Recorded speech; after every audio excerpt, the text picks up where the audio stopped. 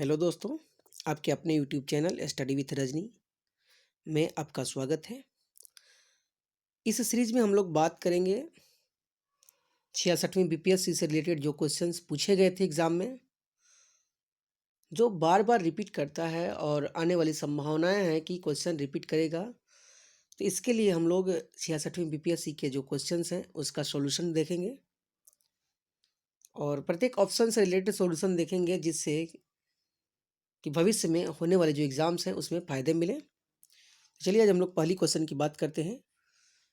प्राचीनकारी पित्रादिउरा निम्न में से किससे संबंधित है? तो पित्रादिउरा एक शैली है जिसके अंतर्गत दीवारों पर अर्धकीमती पत्थर जड़ित फूलों की नक्काशी की जाती है। तो यह ऑप्शन नंबर ए हो जाएगा। क्वेश्चन पूछा जाता है कि पित्रादिउरा शैली का विकास कहाँ हुआ था? पित्रादिउरा शैली का विकास रोम में हुआ था और इसके प्रसिद्ध मकबरे जो भारत में हैं वह मिर्जा गियास बेग और एतमादुद्दौला का मकबरा है।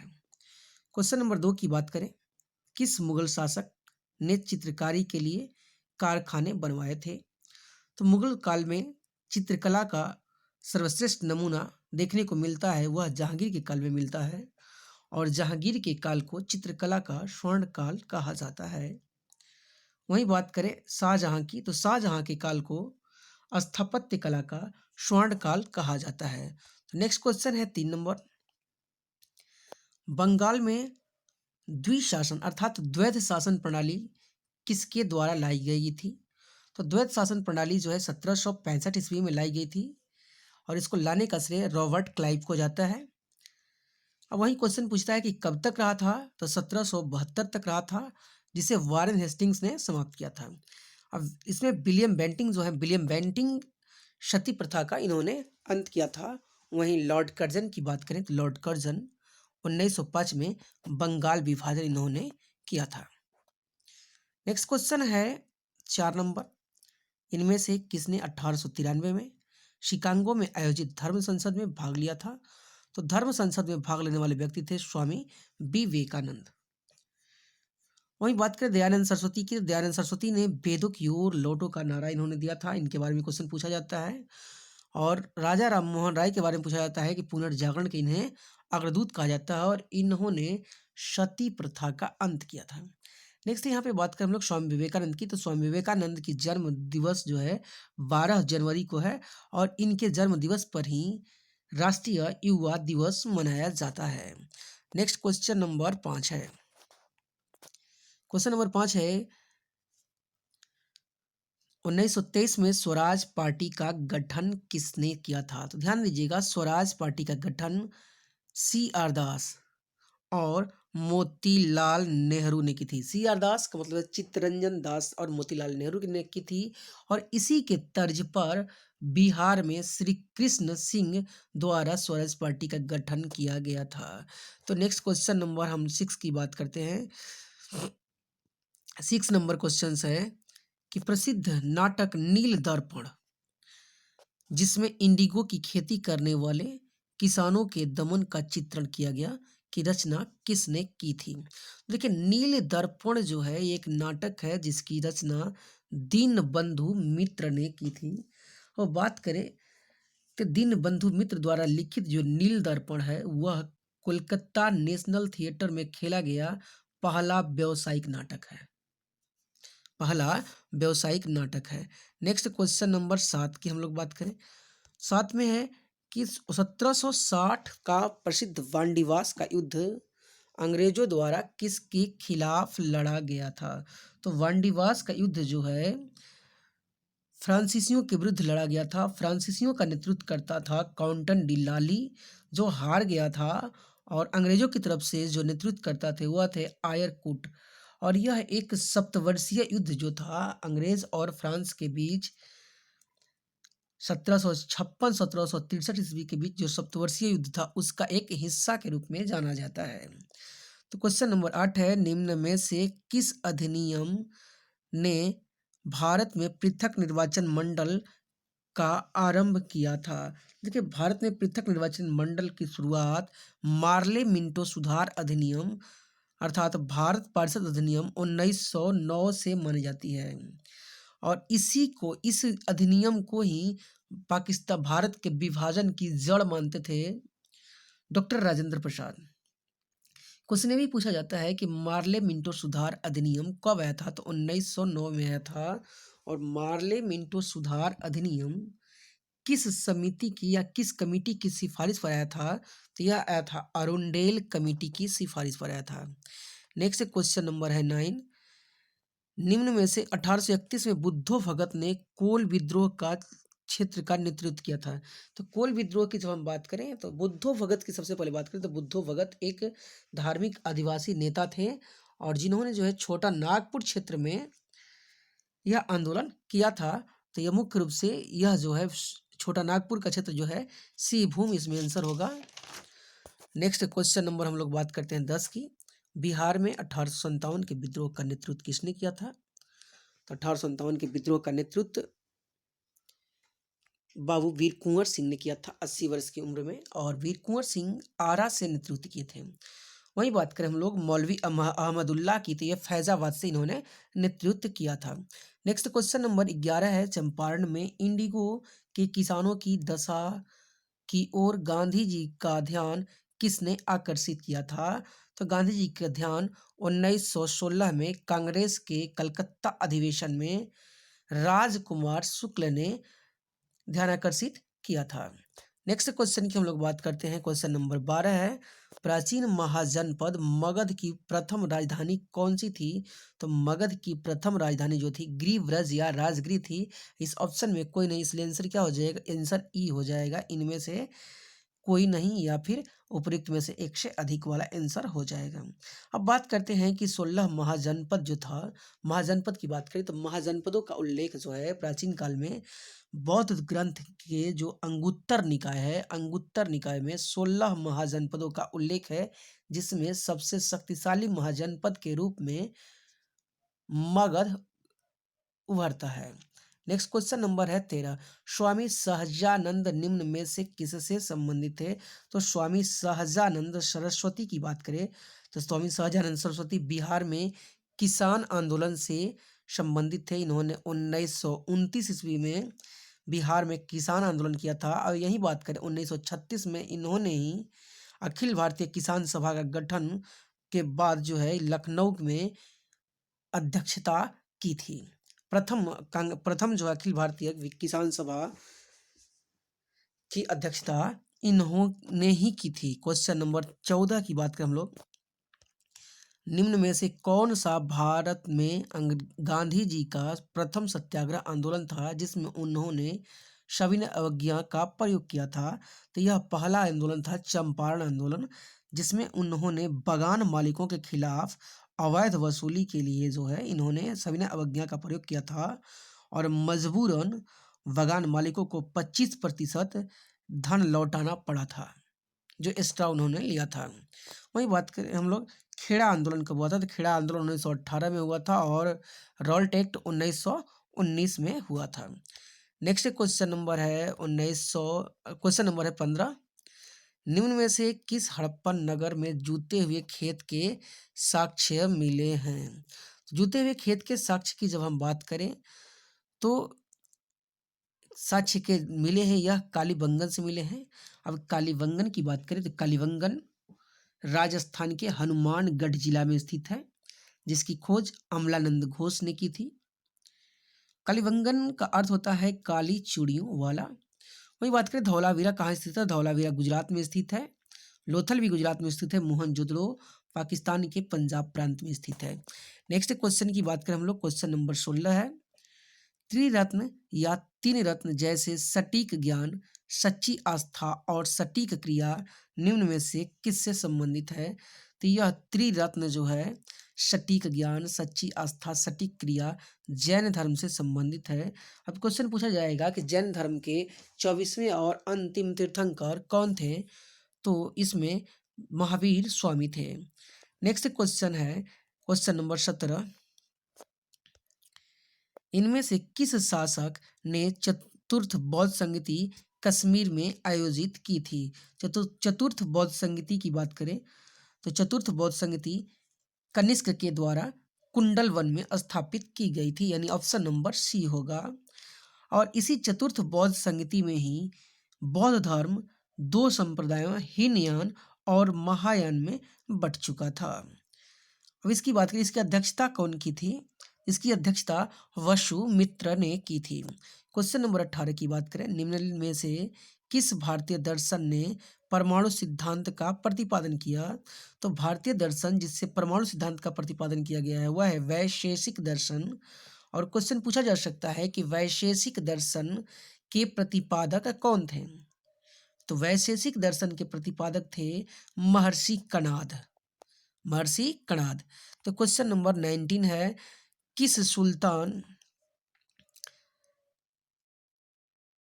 दिल्ली सुल्तान ने रक्त एवं लौह की नीति अपनाई थी? तो ध्यान दीजिएगा, रक्त और लौह की नीति अपनाने वाला जो शासक था वह था बलबन।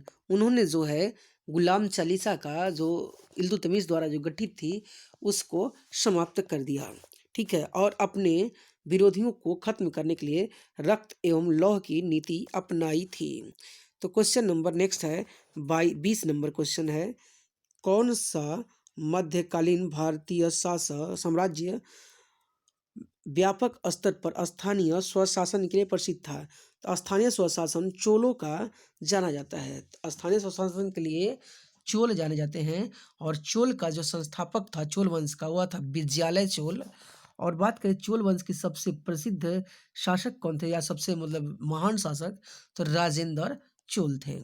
क्वेश्चन नंबर 21 की है, 21 है, भारत का 13वां प्रधान बंदरगाह किस राज्य में स्थापित किया जाने वाला है? तो 13वां प्रसिद्ध बंदरगाह जो है महाराष्ट्र में स्थापित किए जाने वाला है, जिसका नाम है लैंडलॉर्ड पोर्ट। Landlord port.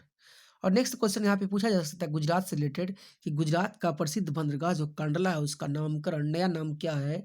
तो दीनदयाल पोर्ट उसका नाम है। यहाँ से क्वेश्चन पूछने की संभावनाएं बढ़ जाती है। क्वेश्चन नंबर 22 की बात करें हम लोग,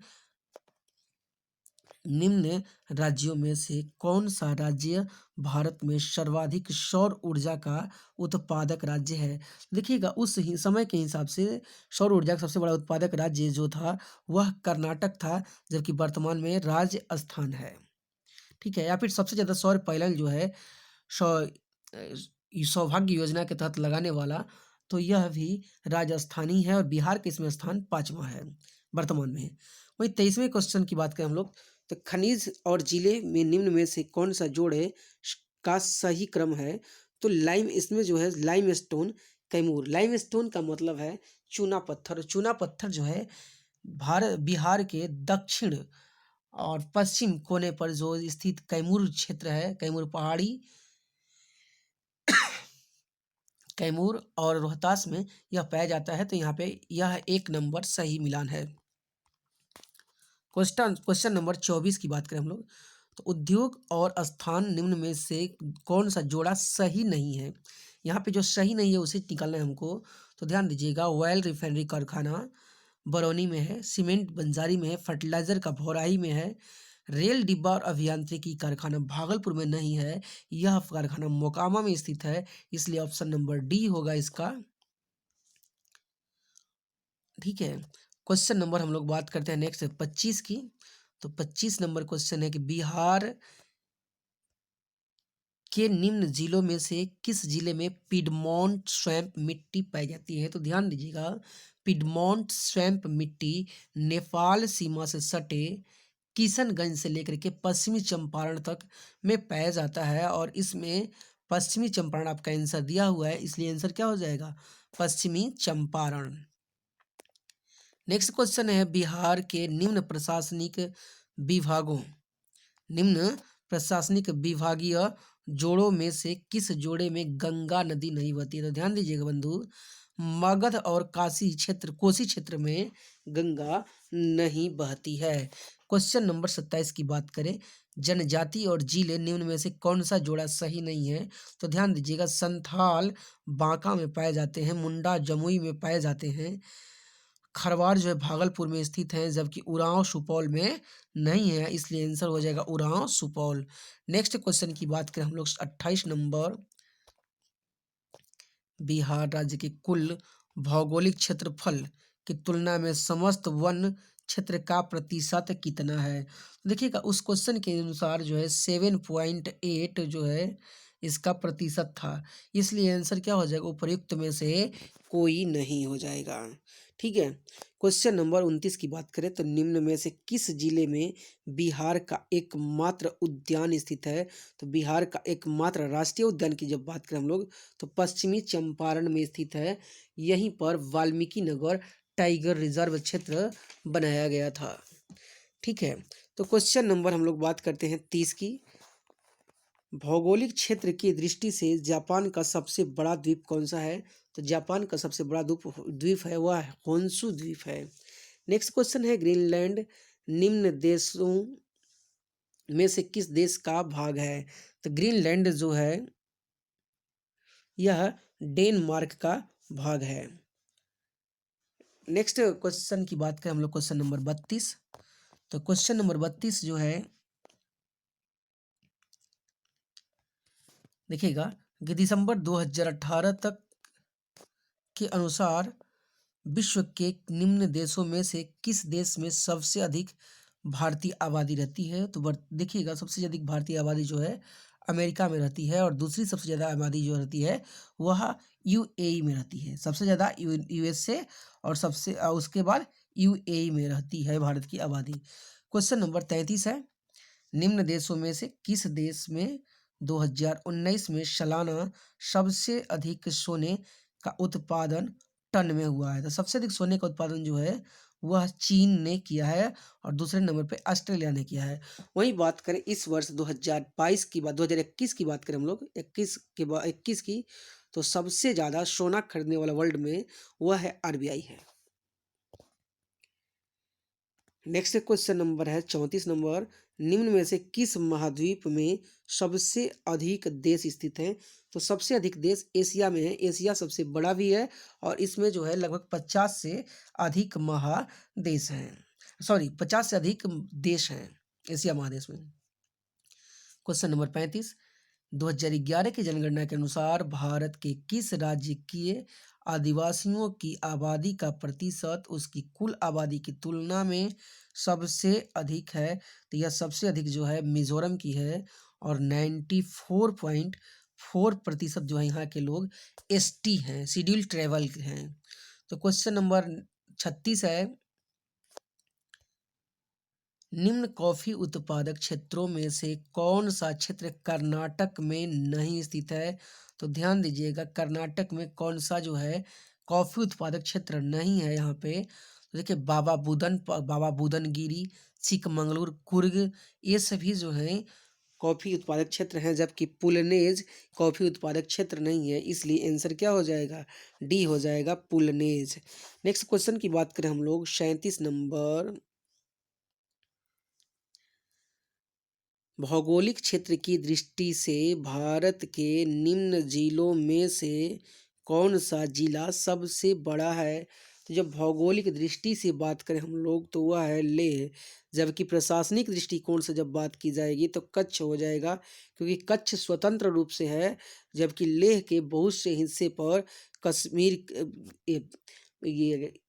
कश्मीर ये पाकिस्तान का कब्जा है या फिर पीओके में वह चला गया है। तो इनसे ऐसे आंसर भौगोलिक दृष्टिकोण से आंसर ले ही होगा। ठीक है। क्वेश्चन नंबर 28 की बात करें तो भारत के किस राज्य में वन्य जीव अभ्यारण्य सबसे अधिक हैं? तो सबसे अधिक वन्य जीव अभ्यारण्य की जब हम बात करें क्वेश्चन नंबर 38 की तो वह मध्य प्रदेश है जिसमें सबसे अधिक वन्य जीव अभ्यारण्य है और यहीं पर सबसे ज़्यादा भारत के बाघ पाए जाते हैं। क्वेश्चन नंबर 39 की बात करें कि बिहार में प्रवाहित होने वाली निम्न नदियों में से उत्तर की ओर प्रवाहित होने वाली नदी कौन सी है? तो इन निम्न नदियों में से ये सभी नदियां जो बागमती कोसी कमला गंडक ये सभी हिमालयी नदियां हैं और हिमालयी नदियां जो हैं ये सभी गंगा के बाएं तट से आकर के मिली हैं। गंगा के दाएं तट से जो मिलने वाली नदी होगी वह उत्तर की ओर प्रवाहित हो सकती है जैसे कि यहाँ पे सोन हो गया पुनपुन हो गई या फिर और भी नदियां हैं। तो इस तरीके के आंसर होंगे। तो यहाँ पे ऑप्शन जो है नहीं है इसलिए क्या हो जाएगा आंसर? उपर्युक्त में से कोई नहीं होगा। क्वेश्चन नंबर 40 की बात करें निम्न हिमालय पर्वत श्रेणी में से किस पर्वत श्रेणी को अटल टनल पार करती है। तो अटल टनल पूर्वी पीर पंजाल को पार करती है। यह विश्व का सबसे लंबा टनल है जो रोहतांग दर्रा के बीच में स्थित है और यह लेह से मनाली को जोड़ता है। इस टनल की कुल लंबाई 9.2 किलोमीटर है। क्वेश्चन नंबर 41 की बात करें, विधि का कानून, विधि का नियम या कानून का अधिराज का मतलब क्या है?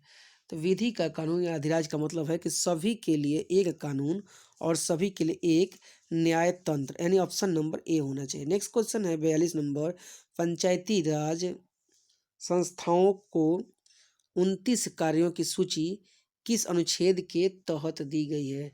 तो यह जो है अनुच्छेद 243 जी के अंतर्गत दी गई है। जब बात करें हम लोग पंचायती राज की, तो पंचायती राज की बात करें तो 73वें संविधान संशोधन में जोड़ा गया है और इसके लिए जो 11वीं अनुसूची में यह जोड़ा गया है। ठीक है, क्वेश्चन बात करें नेक्स्ट 43 नंबर क्वेश्चन की बात करें हम लोग, नागरिकता संशोधन कानून कब पारित हुआ था? तो नागरिकता संशोधन कानून की बात करें हम लोग तो यह 11 दिसंबर 2019 को पास किया गया था प्रधानमंत्री नरेंद्र मोदी की कैबिनेट में। और इसके तहत क्या किया गया कि 31 दिसंबर 2014 से पहले जो अवैध रूप से प्रवासी के रूप में जो रहते थे व्यक्ति, वह भारत की नागरिकता ले सकते हैं। इसके बारे में बात की गई। क्वेश्चन नंबर 44, 73वें संविधान संशोधन कानून की वैधानिक शुरुआत किस संविधान संशोधन बिल से हुई है? तो 64वें संविधान संशोधन बिल से वैधानिक शुरुआत हुई है। नेक्स्ट क्वेश्चन नंबर है 45, वर्ष 1632 में बिहार के पटना शहर में कौन सी कंपनी ने अपनी फैक्ट्री स्थापित की थी? तो यह डच ईस्ट इंडिया कंपनी ने अपनी फैक्ट्री स्थापित की थी और यह फैक्ट्री वर्तमान में जो पटना कॉलेज का जो उत्तरी हिस्सा है उसमें स्थापित हुआ था।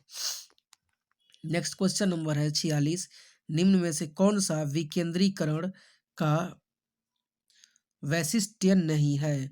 तो विकेंद्रीकरण का वैशिष्ट्य नहीं है तो यह है ऑप्शन नंबर सी, स्थानीय समुदायों में आत्मविश्वास को नहीं जगाना। क्वेश्चन नंबर 47 की बात करें हम लोग, ब्रिटिश शासनकाल में संविधान के विकास में कौन सा कानून ऐतिहासिक नहीं है? तो कौन सा कानून ऐतिहासिक नहीं है?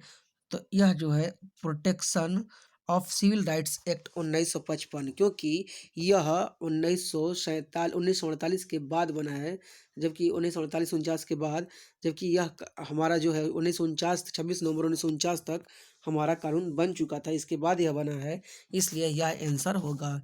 नेक्स्ट क्वेश्चन हम लोग बात करें, क्वेश्चन नंबर 48, हाल ही में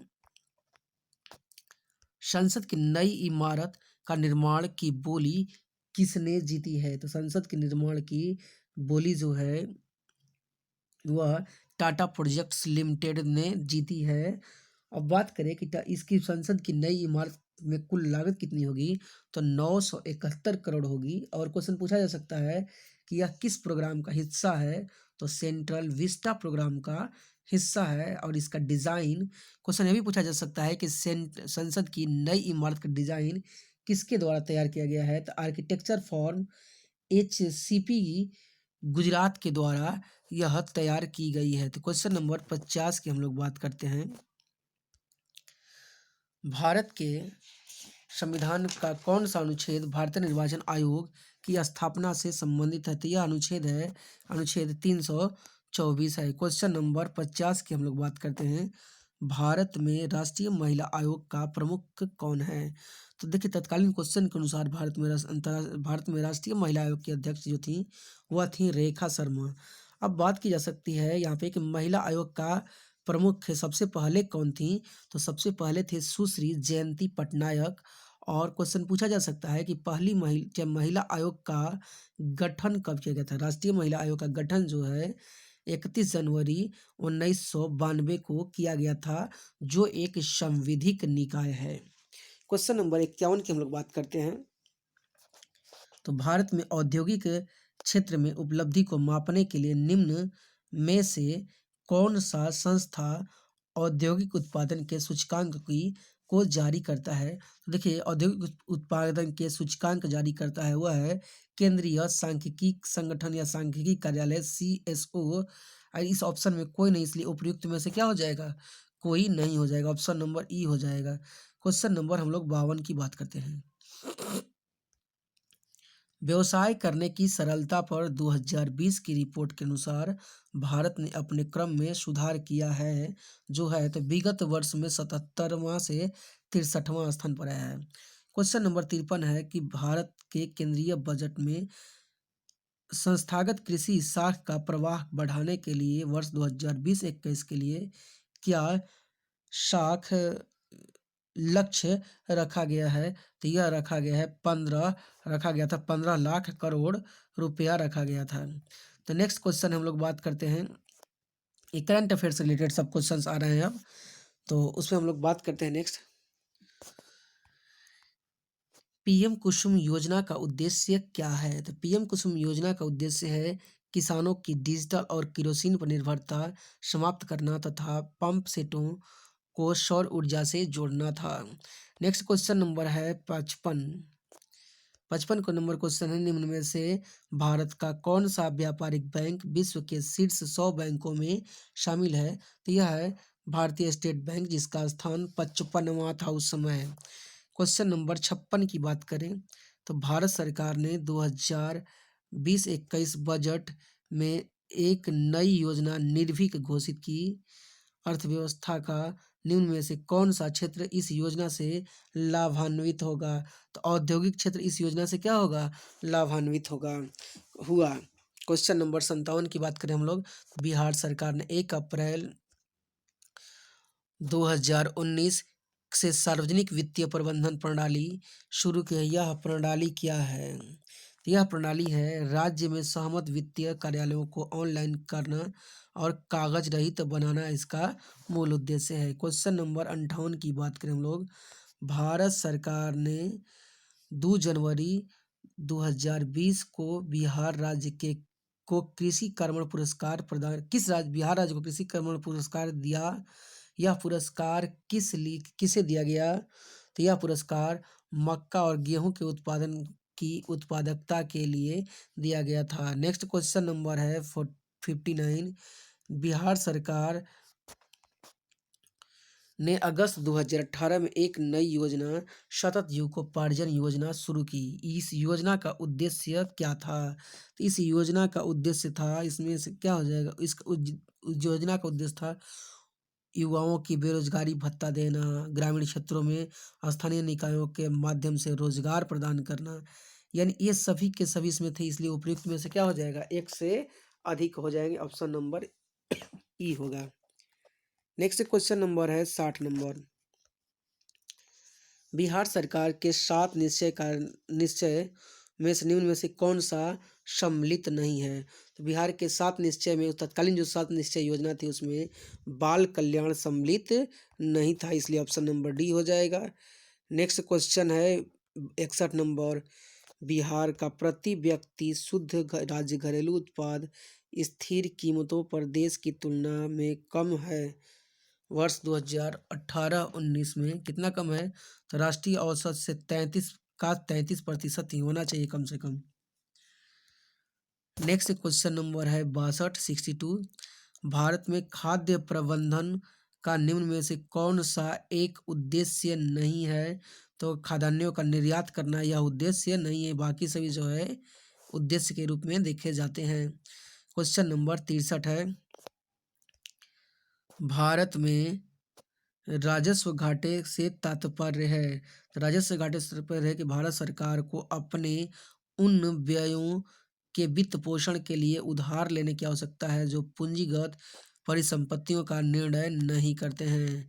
क्वेश्चन नंबर 63 के बाद 64 है, वर्ष 2019-20 में निम्न में से कौन सा देश भारत का सर्वाधिक भागीदारी वाला देश रहा है? तो सर्वाधिक भागीदारी वाला देश वह संयुक्त राज्य अमेरिका रहा है। ठीक है, और यह बार बार जब भी क्वेश्चन पूछा जाएगा तो इसका आंसर संयुक्त राज्य अमेरिका लगभग ही होता है, क्योंकि संयुक्त राज्य अमेरिका के साथ भारत का जो व्यापार है वह संतुलित रूप से होता है। नेक्स्ट क्वेश्चन है, भारत माला परियोजना में भारत का निम्न में से कौन सा इंफ्रास्ट्रक्चर क्षेत्र संबंधित है? तो दूरसंचार क्षेत्र, रेलवे, सड़क इंफ्रास्ट्रक्चर, बंदरगाह, ये सभी इसके अंतर्गत भारत माला परियोजना के अंतर्गत आते हैं। इसलिए उपर्युक्त में क्या हो जाएगा, एक से अधिक हो जाएगा। क्वेश्चन नंबर 66, प्रसिद्ध गीतकार गीत सरफरोशी की तमन्ना अब हमारे दिल में है के रचयिता कौन है? तो यह है राम प्रसाद बिस्मल। और राम प्रसाद बिस्मल की बात करें हम लोग, राम प्रसाद बिस्मल किस षड्यंत्र से संबंधित है? तो काकोरी षड्यंत्र और मैनपुरी षड्यंत्र से संबंधित थे। नेक्स्ट क्वेश्चन की बात करें हम लोग, 67वीं क्वेश्चन है, बंगाल विभाजन के प्रत्याघात के रूप में कौन सा आंदोलन शुरू हुआ था? तो बंगाल विभाजन जो है 1905 में हुआ था। 16 अक्टूबर 1905 को लॉर्ड कर्जन के द्वारा हुआ था, जिसका मुख्य उद्देश्य था हिंदू मुस्लिम एकता को तोड़ना, और इसके विरोध में जो है स्वदेशी आंदोलन बंगाल में हुआ था। क्वेश्चन नंबर 68 की बात करें हम लोग, तो निम्न में से 1945-46 में दिल्ली में हुए INA के मुकदमे में पेश हुए वकील कौन थे? तो यह थे भूला भाई देसाई। नेक्स्ट क्वेश्चन की हम लोग बात करें, क्वेश्चन नंबर 69, मैडम कामा ने भारत के तिरंगा स्वतंत्रता ध्वज को कहाँ फहराया था? तो सबसे पहले जो है यह फहराया था जर्मनी के स्टुटगार्ट में फहराया था। और बात करें यह जर्मनी के स्टुटगार्ट में जो है कांग्रेस के 7वें अंतर्राष्ट्रीय कांग्रेस के जो 7वां सम्मेलन था उसमें यह फहराया गया था। मैडम भिक्काजी रुस्तम कामा वह भारतीय मूल की फारसी नागरिक थी। क्वेश्चन नंबर 70 की बात करें, तो निम्न में से कौन सी जोड़ी सही है?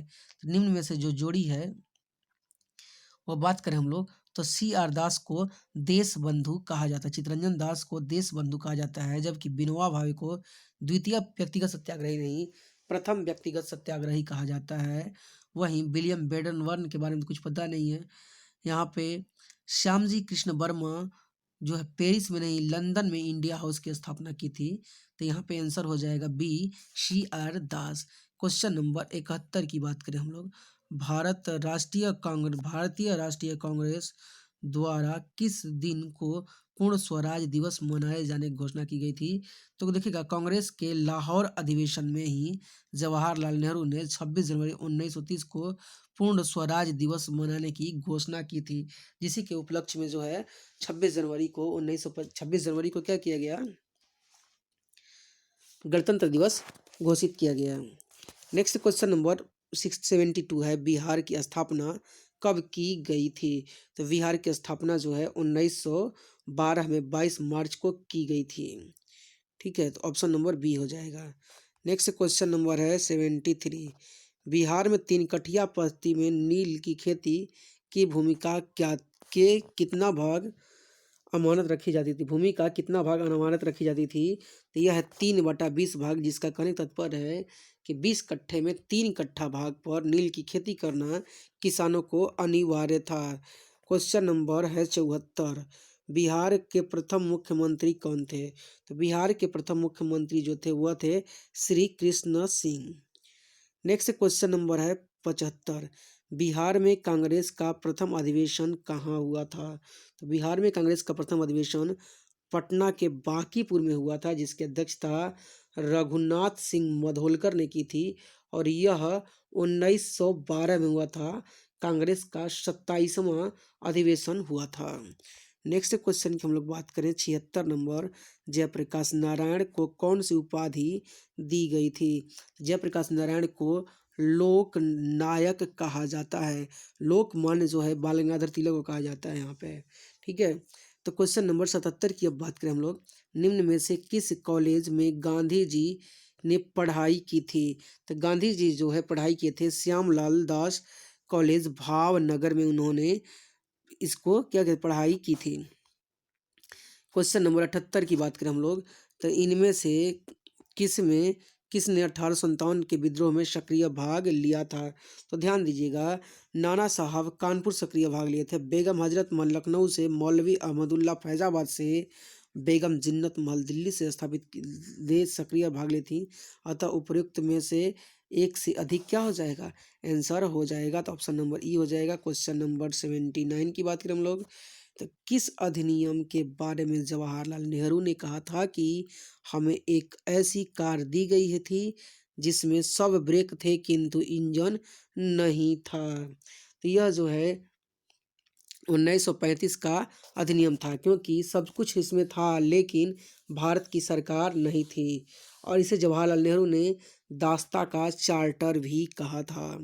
क्वेश्चन नंबर 80 की बात करें हम लोग, तो दांडी यात्रा कितने दिन चली थी। तो दांडी यात्रा 26 दिन चली थी। दांडी यात्रा जो है 26 दिन चली थी, इसलिए उपयुक्त में से कोई नहीं आंसर होगा।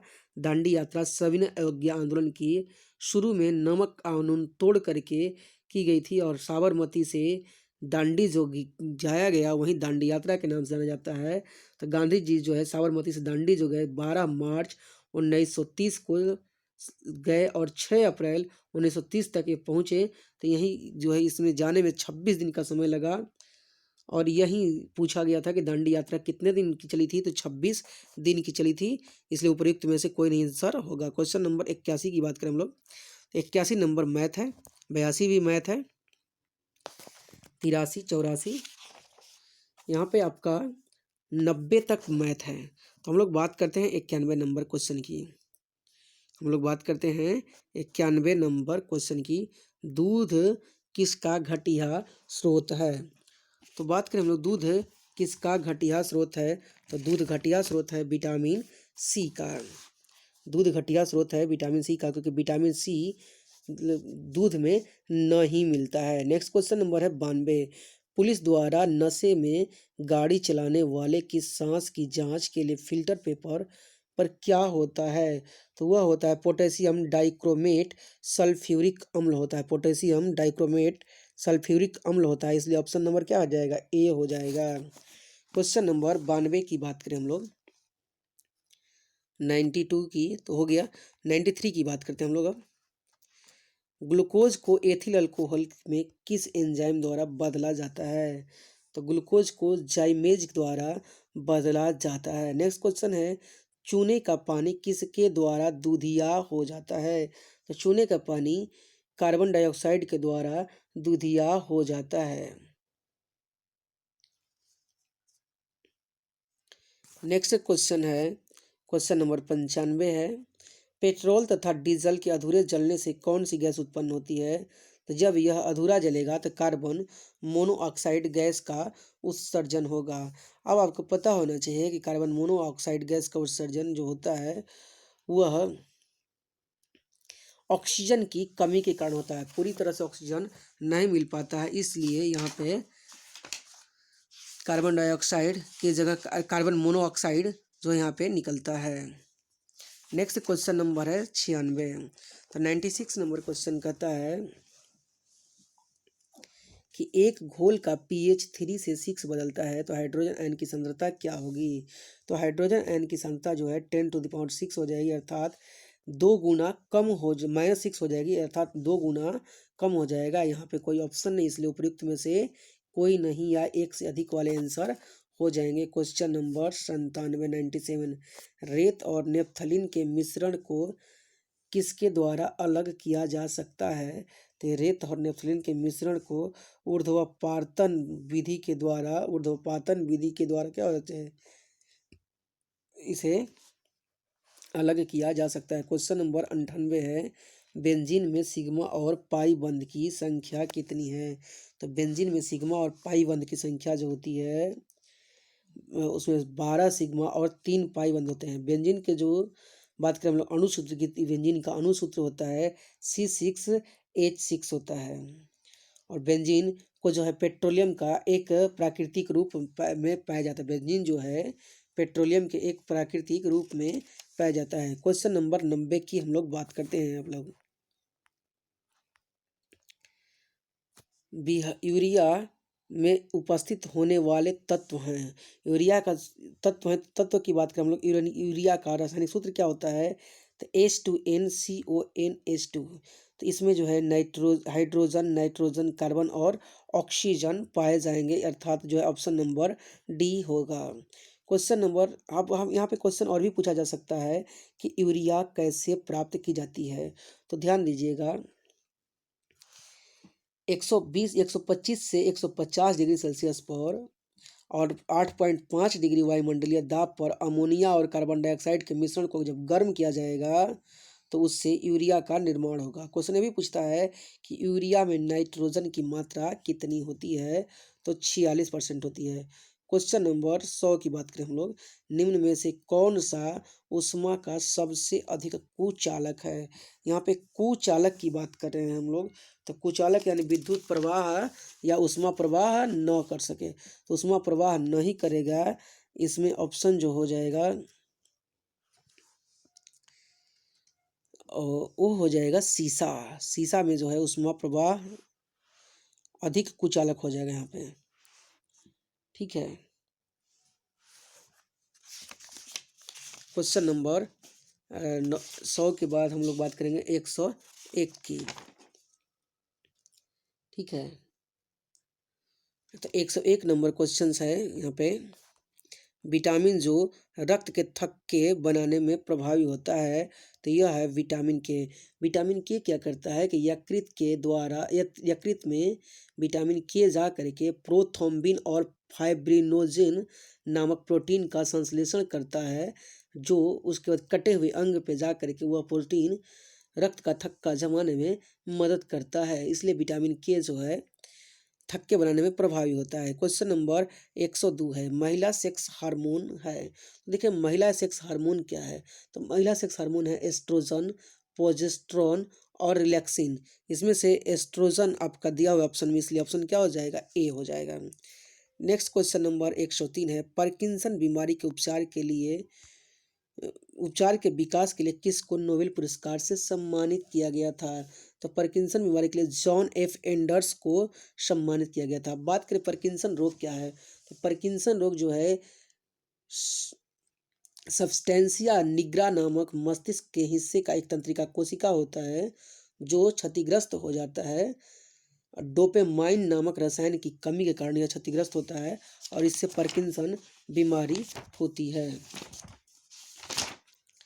नेक्स्ट क्वेश्चन नंबर 104, थायराइड ग्रंथि की खराबी किसकी कमी के कारण होती है। तो थायराइड ग्रंथि की कमी जो है आयोडीन की कमी से होती है। आयोडीन की कमी से होती है। थायराइड ग्रंथि जो है स्रावित हार्मोन से थायरॉक्सिन निकलता है और वो थायरॉक्सिन में जो है सबसे ज़्यादा तत्व जो पाए जाते हैं वह होता है आयोडीन। और आयोडीन से जो होता है वह हमारे शरीर का वृद्धि हार्मोन होता है जो हड्डियों और बाल को विकसित करता है। ठीक है। और थायरॉक्सिन हार्मोन की बात करें, थायरॉक्सिन हार्मोन के संश्लेषण से के लिए आयोडीन की आवश्यकता अवश्य होती है। क्वेश्चन ये भी पूछा जाता है कि आयोडीन की कमी से कौन सा रोग होता है। तो घेंघाया गलकंड नामक रोग होता है।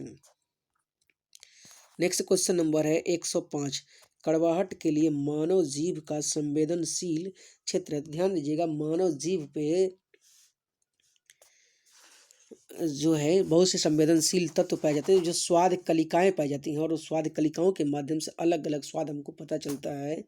तो कड़वाहट जो है पिछले हिस्से से पता चलता है, जबकि अग्रभाग से मीठे स्वाद का पता चलता है, वहीं बगल से खट्टे स्वाद का आभास होता है। क्वेश्चन नंबर 106 है कि अदरक तना है जड़ नहीं, क्योंकि अदरक में नोड और इंटरनोड पाए जाते हैं, इसलिए ऑप्शन नंबर क्या हो जाएगा, बी हो जाएगा। क्वेश्चन नंबर 6 की हम लोग 107 की बात करें, निम्न में से सबसे मीठी चीनी है। तो सबसे मीठी चीनी का उदाहरण है फ्रुक्टोज। फ्रुक्टोज जो है फ्रुक्टोज मीठी चीनी का उदाहरण है। नेक्स्ट क्वेश्चन है, फलियां अत्यधिक नेक्स्ट क्वेश्चन नंबर 108 है, निम्न में से कौन सा एक सच्चा फल नहीं है। तो सच्चा फल नहीं है तो वह है सेब, एक सच्चा फल यहाँ पे नहीं है। ऑप्शन नंबर ए हो जाए। क्वेश्चन नंबर हम लोग बात करें 109 की, तो नीम फलियाँ अत्यधिक पौष्टिक होती हैं क्योंकि इसमें प्रचुर मात्रा में प्रोटीन पाया जाता है। तो क्वेश्चन नंबर 110 की बात करें, 110 है, लौंग का लौंग एक मसाला है, पौधे के किस भाग से प्राप्त होता है? तो लौंग पौधे के पुष्प कलिका से प्राप्त होता है, पुष्प कलिका से प्राप्त होता है, इसलिए पुष्प कली ऑप्शन नंबर डी हो जाएगा।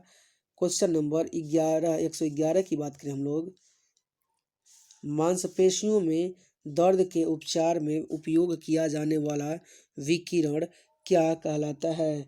तो यह विकिरण जो है माइक्रोवेव विकिरण कहलाता है। क्वेश्चन नंबर 112 की बात करें हम लोग, दो समानांतर प्रतिरोध वाले सर्किट का कुल प्रतिरोध 1403 किलो ओम है। यदि एक प्रतिरोध का मान 2.0 किलो ओम है तो दूसरे प्रतिरोध का मान क्या होगा? तो दूसरे प्रतिरोध का मान जो है 4.70 किलो ओम होगा। ठीक है, option number D. Question number 113 की हम लोग बात करते हैं अब। क्वेश्चन नंबर 113, गर्म करने पर अर्धचालक का प्रतिरोध क्या होता है? तो ध्यान दीजिएगा, गर्म करने पर अर्धचालक का प्रतिरोध घटता है। जैसे सेलेनियम, सिलिकॉन, जर्मेनियम जो ये सब का प्रतिरोध घटता है। कहा जाता है कि अर्धचालक को जब गर्म ताप बढ़ाते हैं तो अर्धचालक में विद्युत चालकता बढ़ती है और प्रतिरोध क्या होता है? कम होता है। क्वेश्चन नंबर 115 की अब हम बात करते हैं, 114 की बात करते हैं। फैराडे स्थिरांक, फैराडे स्थिरांक जो है किस पर निर्भर करता है? तो इलेक्ट्रोलाइट की मात्रा पर निर्भर करता है। ठीक है, अब यहाँ पे क्वेश्चन पूछा जा सकता है कि फैराडे स्थिरांक क्या है? तो भौतिकी और रसायन विज्ञान में एक मोल पर स्थित कुल आवेश की मात्रा को फैराडे स्थिरांक कहा जाता है। क्वेश्चन नंबर 115 है, प्रकाश वर्ष किसकी इकाई है? तो प्रकाश वर्ष की बात करें हम लोग तो दूरी मापने की इकाई है। प्रकाश वर्ष दूरी मापने की इकाई है, यानी यहाँ पे ऑप्शन नंबर सी हो जाएगा, डिस्टेंस। ऑप्शन नंबर सी हो जाएगा, डिस्टेंस दूरी मापने की इकाई है। और कैसी दूरी? तो खगोलीय दूरी मापी जाती है। क्वेश्चन नंबर 116 है, जब प्रकाश एक माध्यम से दूसरे माध्यम में जाता है तो निम्न में से कौन सा या सी बदलता है? तो यह जो है ध्यान दीजिएगा, इसमें आवृत्ति नहीं बदलती, किसकी क्या है? कौन सा नहीं बदलता है, बदलती है? तो आवृत्ति नहीं बदलती है। ठीक है, नेक्स्ट क्वेश्चन नंबर 117 है, विद्युत चुंबकीय तरंगों का वेग कितना होता है? तो यह लाइट के वेग के बराबर होता है, 3 × 10⁸ मीटर पर सेकेंड होता है। क्वेश्चन नंबर 118 क्वेश्चन नंबर है कि पहला आदमी जिसने चांद पर अपना पैर रखा था, तो वह चांद पर पैर रखने वाले थे नील आर्मस्ट्रांग। वहीं भारत की बात करें तो भारतीय व्यक्ति थे राकेश शर्मा। नेक्स्ट क्वेश्चन है, प्लूटोनियम न्यूक्लाइड 94Pu242 के नाभिक में न्यूट्रॉनों की संख्या कितनी है? तो न्यूट्रॉनों की संख्या जो है बराबर होती है द्रव्यमान संख्या माइनस प्रोटॉन की संख्या, अर्थात यहाँ पे 148 होगा। क्वेश्चन नंबर 120 की बात करें तो क्वेश्चन नंबर 120 कहता है कि सबसे ज़्यादा सयनता पाई जाती है, सबसे ज़्यादा सयनता पाई जाती है वह शहद में पाई जाती है। ठीक है, अब नेक्स्ट क्वेश्चन की हम लोग बात करते हैं, क्वेश्चन नंबर 131 की।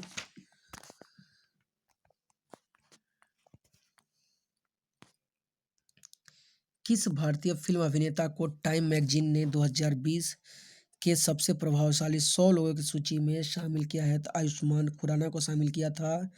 नेक्स्ट क्वेश्चन है, हाल ही में कितने भारतीय समुद्र तटों को ब्लू फ्लैग सर्टिफिकेशन के लिए अनुशासित किया गया है? तो यह 8 को अनुशासित किया गया। नेक्स्ट क्वेश्चन है, रामविलास पासवान ने अपना राजनीतिक सफर किस राजनीतिक दल से प्रारंभ किया था?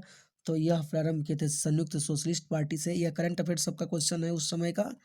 ठीक है, इसलिए इसको हम तेजी से लेके चल रहे हैं। भारत के निर्वाचन आयोग ने कब बिहार विधानसभा 2020 के आम चुनाव के लिए प्रेस नोट जारी किया था? तो 26 सितंबर 2020 को। नेक्स्ट क्वेश्चन नंबर है 125, 21 सितंबर 2020 को वीडियो सम्मेलन द्वारा किस राज्य में घर तक फाइबर योजना शुरू की गई थी? घर तक फाइबर योजना जो है बिहार में शुरू की गई थी। नेक्स्ट क्वेश्चन नंबर हम लोग का है 126, बिहार के राजनीतिज्ञ स्वर्गीय रघुवंश प्रसाद सिंह पहली बार किस लोकसभा सीट से निर्वाचित हुए थे? तो 10वीं लोकसभा सभा से ये निर्वाचित हुए थे। नेक्स्ट क्वेश्चन है कि क्वाड्रिलेटरल सिक्योरिटी डायलॉग नामक एक औपचारिक युद्ध नीतिक समूह का निम्न में से कौन सदस्य नहीं है? तो चीन इसमें सदस्य नहीं है। क्वेश्चन नंबर 127 की बात करें, सितंबर 2020 में वीडियो सम्मेलन के माध्यम से ब्रिक्स के ये संस्कृति मंत्रियों की संस्कृति मंत्रियों की 5वीं बैठक में किसने भारतीय दृष्टिकोण का प्रतिनिधित्व किया? तो भारतीय दृष्टिकोण का प्रतिनिधित्व करने वाले व्यक्ति थे प्रहलाद सिंह थे। नेक्स्ट क्वेश्चन नंबर 129, जून 2020 में 36वां आसियान शिखर सम्मेलन वर्चुअली कहाँ आयोजित किया गया था? तो यह वियतनाम में आयोजित किया गया था। नेक्स्ट क्वेश्चन नंबर है 130, निम्न में से कौन सा ह्यूमन कैपिटल इंडेक्स 2020 में प्रथम स्थान पर रहा है? तो प्रथम स्थान पर जो रहा है वह है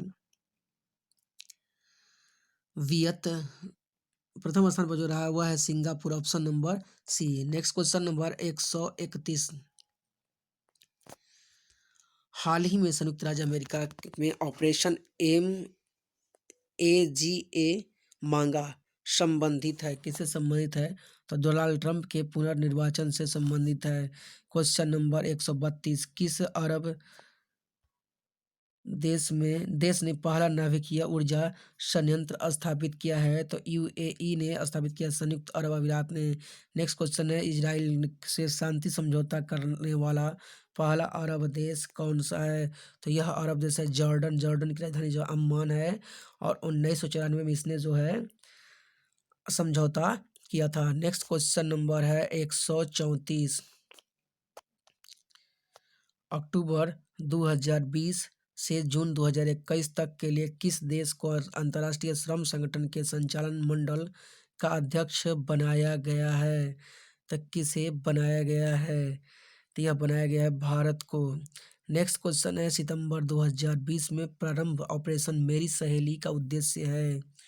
तो मेरी सहेली का उद्देश्य है रेलों में महिला यात्रियों की सुरक्षा को बढ़ावा देना। क्वेश्चन नंबर 136 है, फिट इंडिया अभियान के पहली वर्षगांठ के अवसर पर फिटनेस की डोज आधा घंटा रोज का मंत्र किसने दिया था? तो प्रधानमंत्री नरेंद्र मोदी ने दिया था। किसने दिया था? प्रधानमंत्री नरेंद्र मोदी ने दिया था। नेक्स्ट क्वेश्चन नंबर है 137, विजय राजे सिंधिया, राजमाता विजय राजे सिंधिया के 100वें जन्म दिवस पर प्रधानमंत्री नरेंद्र मोदी ने जारी किया था क्या?